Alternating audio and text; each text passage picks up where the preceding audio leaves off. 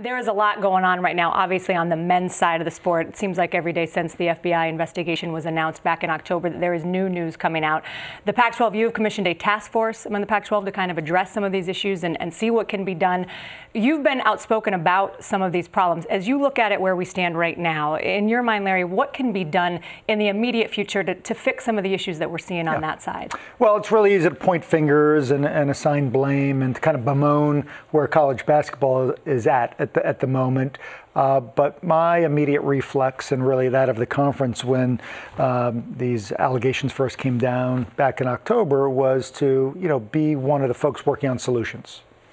I think some of the problems that are getting a lot of light shed on them have been known for some time, not to the extent and with the complexity that we're now seeing in all the reports that are coming out.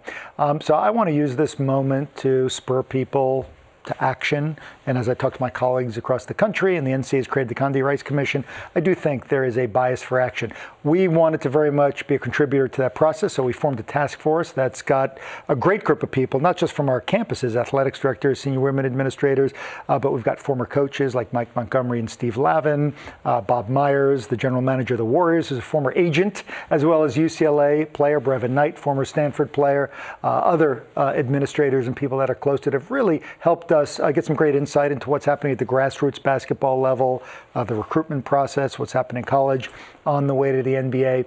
And we are at the point where we're finalizing recommendations. I'm reviewing it with our board when we meet down in Las Vegas, and I expect we'll be publishing a pretty comprehensive report and series of specific recommendations coming out of that meeting. What I can preview is, I think there'll be 4 buckets where we're making specific recommendations.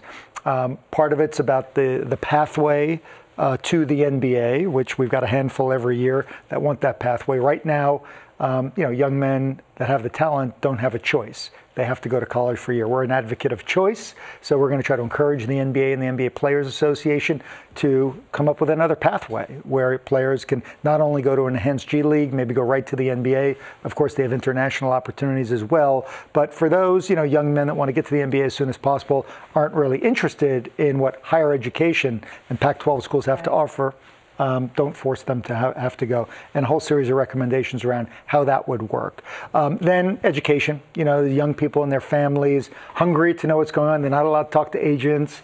Our schools can't talk to them. And I think if we liberalize some things there and make more information available to families and young kids that are trying to figure out how this works, who to talk to, where to get good information, who to stay away from, how to navigate this environment that they're in, want to be able to help there.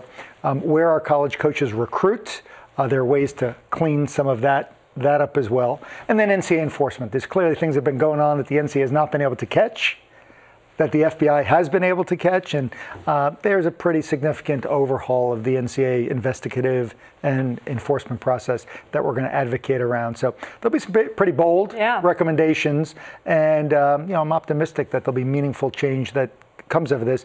But this is an area where everyone's really got to contribute, and we really need the NBA and the NBA players to help us with this other pathway. And then there's some things the schools and the NCAA have to do on their own.